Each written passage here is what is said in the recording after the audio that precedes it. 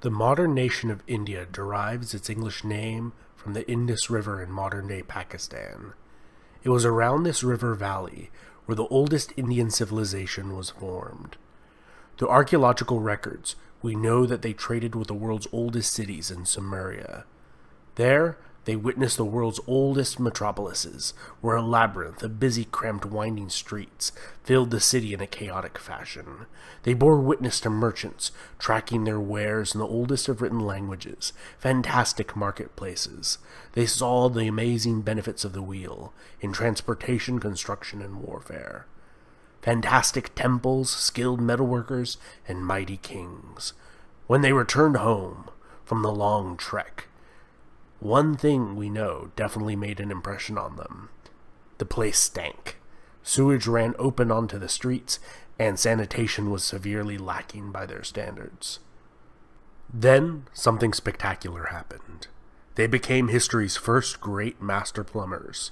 Using the power of the Indus River, they created covered sewers, indoor wells in every home, private restrooms, and with millions of identical bricks, they created spacious homes on a grid-like pattern with large ventilated granaries in every city. Then the population skyrocketed, and in an area larger than Mesopotamia or ancient Egypt, their civilization flourished. With more than 2,000 cities and towns, the Indus Valley civilization became the most populous on Earth. Their merchant fleets created a massive trade network along the Persian Gulf coast to Mesopotamia, Arabia, and back.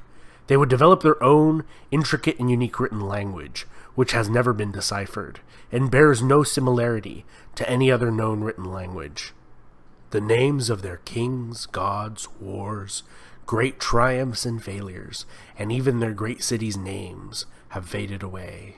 Around 1500 BC, a series of unfortunate events began that would doom this civilization. First, the climate. Many of the tributaries of the Indus River, which their cities depended on, drastically changed course, flooding some cities and turning others into derelict husks that slowly were covered by the sands of time. And if surviving the weather was not enough, then came the Aryans. They too had suffered from climatic change. Their river valley homes around what is today Turkmenistan had dried up, and they were seeking greener pastures for their large herds of cattle and horses.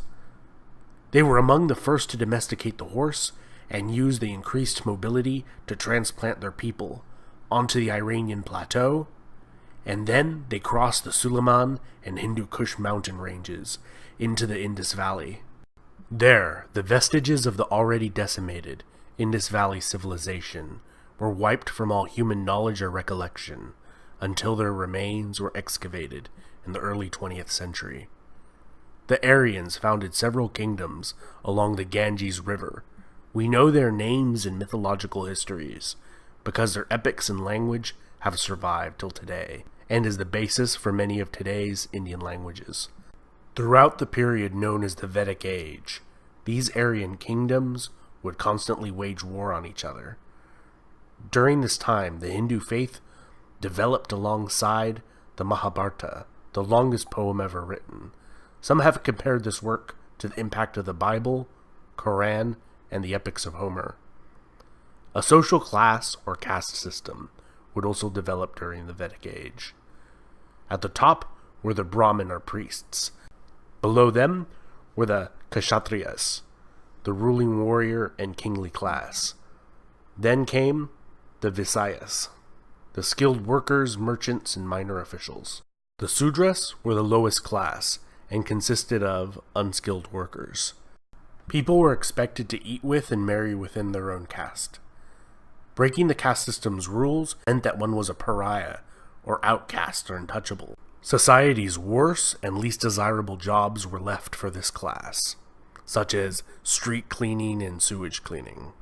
In 518 BC, the Persian Achaemenid Empire's armies would cross the Hindu Kush mountains, as their Aryan cousins had done 1,000 years before, and subjugated the myriad of principalities that dotted the western Indus Valley.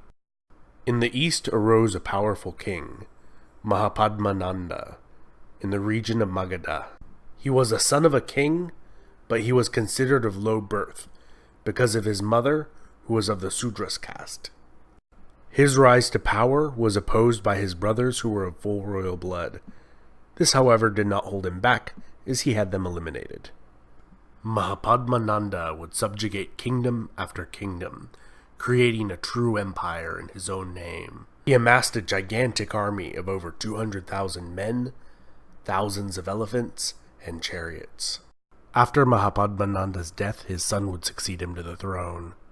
It was during his reign that Alexander of Macedon conquered the Achaemenid Persian Empire, crossed the Hindu Kush, defeated their vassals and hostile kingdoms in the region. These two empires, however, would not last. Alexander would die young, and the Nanda Empire would soon be overthrown by Chandragupta. Surviving sources written long after his death vary widely on whether he was born a commoner or of regal descent.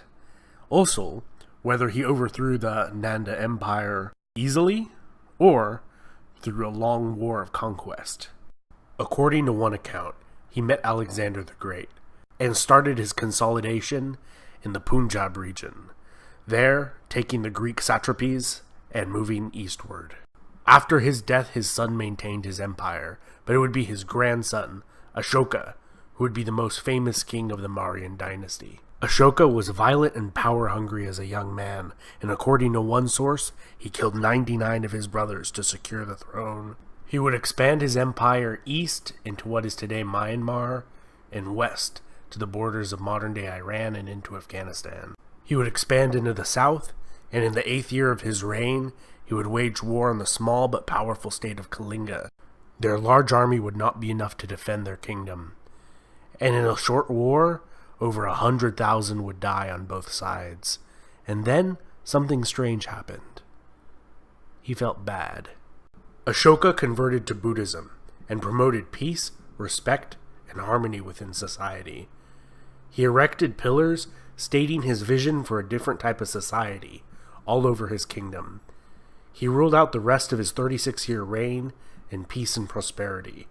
However, only 50 years after his death, his empire would fragment into violent chaos once again. Buddhism, which was prevalent in Ashoka's reign, would gradually fade away in India, but thrived in the Far East. Over the centuries, many kingdoms would rise and fall in the Indian subcontinent. The Gupta Empire was considered a golden age for art, architecture, and scholarly pursuits.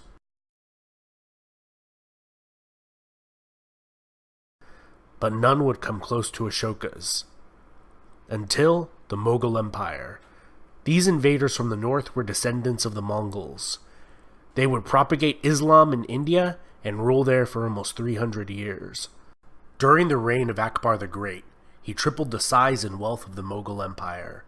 He was a vicious conqueror, but a just ruler. He would abolish the jizya, the infidel tax on non-Muslims, and elevated non-Muslims to high civil and military positions throughout his kingdom. He built libraries and schools across his realm for both Muslims and Hindus. The Ibadat Khana was a magnificent building that he erected as a meeting house for religious scholars from different religious groups to conduct discussions and peaceful debates on religious beliefs. There could be found Muslims, Hindus, Jains, Christians, and Buddhists discussing the finer points of human existence. After Akbar's death, the Mughal Empire would continue to expand.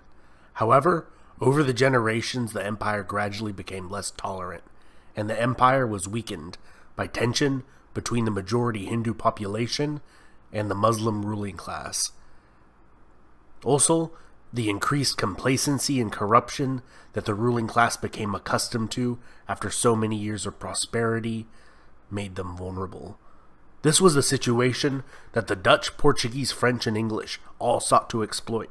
The British East India Company, with their vast private armies, eventually winning out, taking control of southern India first, and then gradually extending their influence over the whole subcontinent through extortion, bribery, and military engagements. The Mughal Empire was finally brought to an end in the Indian Rebellion of 1857.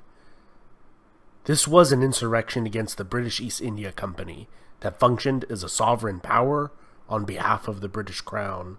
Someone had the not-so-bright idea to issue ammunition that had been wrapped in pig's fat to the company's troops. This offended both Hindus and Muslims alike, and led to a series of unfortunate events that ended in a defeated rebellion and over 800,000 dead. After the rebellion, Britain would directly rule India. In World War I, over 1 million Indian troops would fight the German Empire overseas. In World War II, the British took volunteers, and by 1945 had raised 2.5 million men, the largest all-volunteer force in history. After the war, in 1947, India obtained its independence from Great Britain by an act of parliament. The two regions with the highest density Islamic populations were partitioned off, forming West and East Pakistan. In the months that followed the partition, approximately 15 million people migrated from their ancestral homelands to the nation whose majority shared their same religion. The chaotic mass migration saw ever-escalating and retaliatory acts of violence committed against Hindus and Muslims alike, and a series of tragic massacres. Over 1 million people would die during this period of resettlement. Tensions are still high between these two nuclear-armed neighbors. India is now the world's largest democracy. Recently, they have elected a religious minority, and a member of a lower caste as prime ministers. India is the third largest economy in the world and is rapidly growing, and is expected to exceed China in population in the near future. This has been Epimetheus. Like and subscribe if you like the content, and hit the bell icon next to the subscribe button if you would like to get updates every time I make a new video. I would love to hear what you have to think down in the comments. It was more than 5,000 years of history in one video, and I'd love to hear what you think is an interesting part of Indian history that I did not include.